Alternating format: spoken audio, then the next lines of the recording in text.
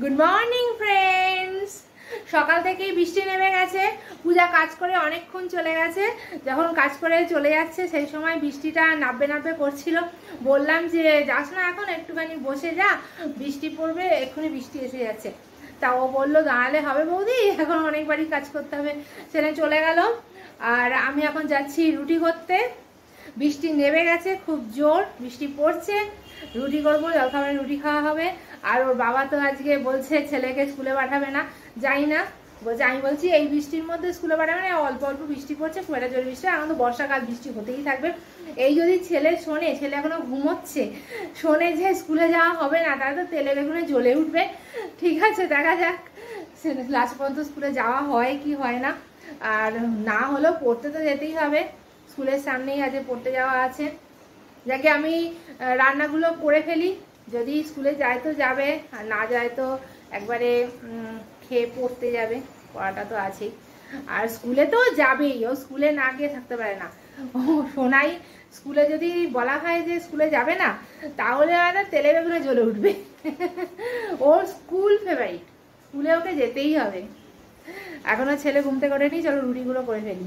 পূজা কাজ করে চলে গেছে, বাসনগুলো এখানে রেখে গেছে, সব এক এক করে সাজাতে হবে, জল ঝরে যাক। দেখতে পাচ্ছ সকাল থেকে বৃষ্টি নেমে গেছে, কিরকম ফুল রেনি ডে হয়ে গেছে। আর আজকে আমি জলখাবারে বানাচ্ছি রুটি। কয়েকটা রুটি হয়েও গেছে, আর এই রুটিগুলো বানাবো।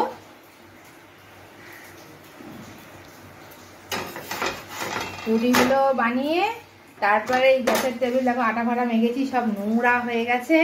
এবারে এগুলোকে পরিষ্কার করে তারপরে অন্য রান্না বসাতে পারবো, বুঝেছো? জানোই তো রুটি করলে কিরকম আটার ভুসিতে ভর্তি হয়ে যায় জায়গা। এই কারণেই না আমি রুটি করতে চাই না। রুটি করলে বড্ড নোংরা হয়, আর পিঁপড়ে হয়। আটা ভালো করে পরিষ্কার না করলেই পিঁপড়ে হবে। চলো রুটিগুলো ঝাপাঝাপ করে ফেলি, আজ টিফিনে রুটি খাওয়া হবে। তারপরে দেখা যাক দাঁত খিচুনি করা যায় কিনা। আর দাঁত খিচুনির কোনো মানে ছিল না, কোনো মেনুর মধ্যে ছিল না, কিন্তু এই সকাল থেকে বৃষ্টি দেখে একটুখানি খিচুড়ি খিচুড়ি মনে করছে। জয় মাতারা, জয় মাতারা, জয় মাতারা, জয় জয় জয় জয় জগন্নাথ। ওম নমঃ শিবায়, ওম নমঃ শিবায়, ওম নমঃ শিবায়, ওম নমঃ শিবায়, ওম নমঃ শিবায়, ওম নমঃ শিবায়, ওম নমঃ শিবায়, ওম নমঃ শিবায়, ওম নমঃ শিবায়,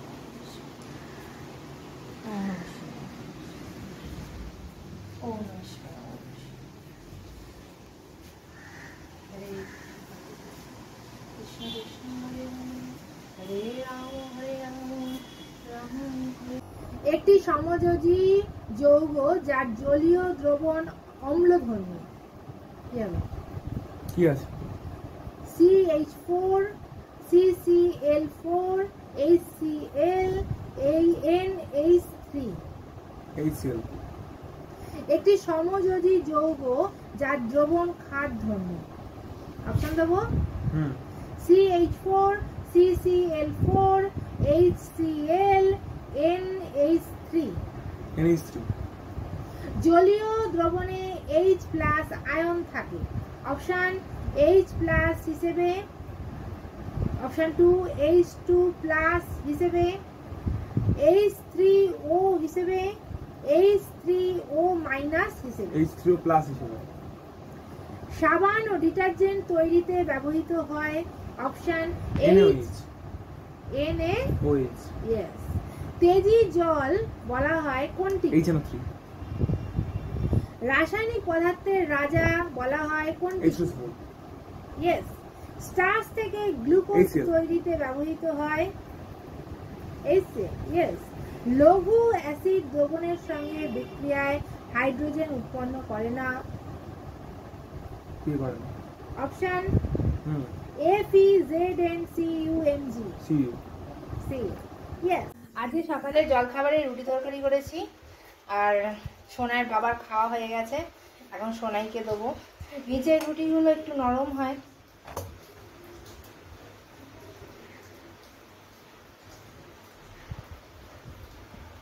নিচের রুটিগুলো একটু নরম হয় তো, তাই একটু উল্টে রুটি দিচ্ছি। এই যে ডিম সেদ্ধ,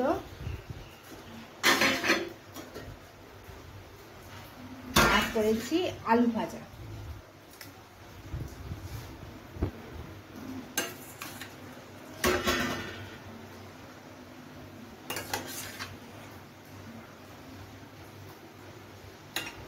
এই হয়ে যাবে সোনাইয়ের জলখাবার। আর সাথে একটা লঙ্কা দিয়ে দেবো।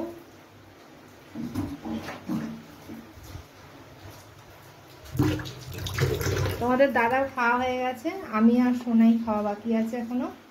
আমি পরে খাচ্ছি, আগে সোনাইকে দিই। বাবুয়া চলে। তোমাদের দাদা সকালে টিফিন খেয়ে ঘুমিয়ে পড়েছে। সোনাই, তোমাদের দাদা অনেক ভোরে ওঠে, ভোরে উঠে সমস্ত গেট টেট খুলে, দরজা খুলে একেবারে রেডি হয়ে থাকে। পূজা এসে কাজ করে চলে যায়, তারপরে বাজার টাজার ঘুরে এসে ক্লান্ত হয়ে যায়। আজ বাজার যায়নি, যদিও আজ বৃষ্টি হচ্ছে, সেজন্য বাজারে যেতে দিইনি। আয় খাবি, আয়। টিফিন খেয়ে শুয়ে পড়েছে। আর এই যে আমার ছেলে, চলো বাবা খেয়ে নাও।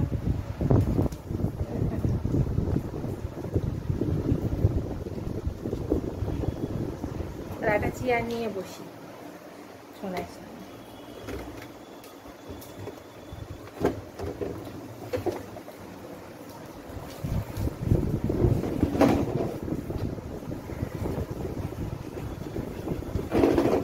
নে বাবা, এই স্টিকারটা, এটা স্টিকটা, সেলফি স্টিকটা খালি হাতের সামনে চলে আসে ভিডিও উঠতে।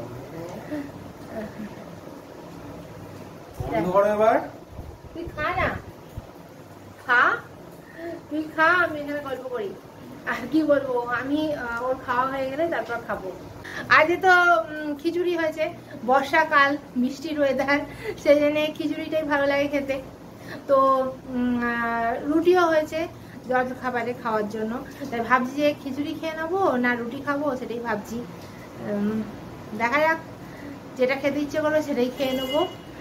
আর চলো দেখাই তোমাদের কি রান্না করেছি। আজকে বৃষ্টির দিনে খিচুড়ি করেছি, খিচুড়িটা তোমাদের দেখিয়ে দিচ্ছি। এই তো সামনে থেকে দেখাচ্ছি। আর এই যে এটা হচ্ছে আলু পটলের একটা ডালনা হবে, আলু আর পটল দিয়ে। আর করেছি এটা ডিম সেদ্ধ, এখন রুটির জন্য করা হয়েছিল। আর এই যে আলু ভাজা, এটা খিচুড়ি দিয়েও খাওয়া হবে, আর খিচুড়ি আর রুটি দিয়েও খাওয়া হচ্ছে। এই তো হলো। আর তরকারিটা করব, পাঁপড় ভাজা হবে, আর ডিমটা এখন খাওয়া হয়ে যাচ্ছে, এরপরে ডিমের অমলেট করে নেবো। খিচুড়ি দিয়ে ডিমের অমলেটটা বেশি ভালো লাগে বলো। আর এই যে খিচুড়িটা দেখে নাও, খিচুড়ি, এই যে খিচুড়ি। আজ প্লেন খিচুড়ি হয়েছে, ভুই খিচুড়ি হয়নি। সোনাই স্কুল চলে গেছে, বৃষ্টিতে ওকে কোনোভাবেই আটকানো যায়নি। ওর বাবা তো ভেবেছিল যে বৃষ্টির জন্য স্কুল যেতে দেবে না, আটকে দেবে, কিন্তু ও চলে গেছে স্কুল। ওর গাড়ি এসে গেছিলো, আর আমার তো রান্না হয়ে গেছিলো, খাওয়া দাওয়া করে চলে গেছে। এবার বাকি রান্নাগুলো আমি সারবো, বাকি রান্নাগুলো এখনো সারা হয়নি। আর বৃষ্টি এখন থেমে গেছে, অতটা আর বৃষ্টি হচ্ছে না, তবে রোদও ওঠেনি, অল্প অল্প বৃষ্টি হচ্ছে। আমার টিফিন নিয়ে নিয়েছি, রুটি, আলু ভাজা, কাঁচা লঙ্কা আর ডিম সেদ্ধ। এই যে দেখতে পাচ্ছ, সেট করে দিই, ভালো করে সেট হচ্ছে না, টাইপওয়ার নেই তো, সেই জন্য একটা টাইপওয়ার থাকবে ভালো, তাহলে সেটটা ঠিক করে না দিত, তোমাদের রান্না বান্না সব কিছু দেখাতে পারতাম। ইউটিউব থেকে টাকা এলেই আমি টাইপওয়ার কিনবো, নাহলে কিনবোই না। আমি কিনতে পারি, ইচ্ছে করলেই কিনতে পারি, কিন্তু কিনবো না, কারণ এর আগে একটা টাইপওয়ার আমি কিনেছিলাম, ভেঙে গেছে। তাহলে রোজগার নেই, শুধু টাইপওয়ার কিনছে আর নষ্ট হচ্ছে।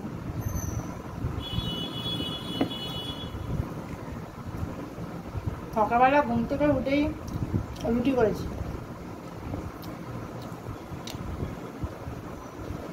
রুটি আর আলু ভাজা টিফিনে ভালোই যাবে।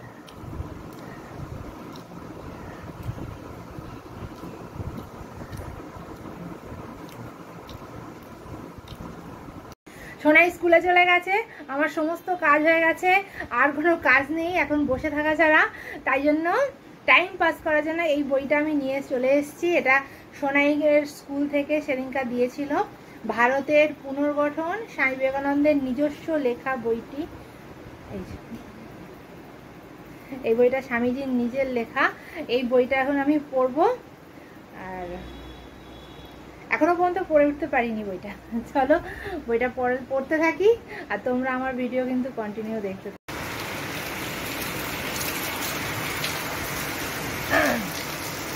দেখেছো সকাল থেকে এক টানা বৃষ্টি হয়েই চলেছে, থামার কোনো নাম নেই। আর এই বৃষ্টির মধ্যে এখন আমাকে বেরোতে হবে।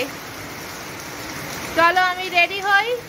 দেখছো বৃষ্টি কিরকম পড়ছে, আরে সারা দিন বৃষ্টি হয়ে যাচ্ছে, সারা দিন, মানে 1 মিনিটের জন্য থামেনি, হয়েই যাচ্ছে।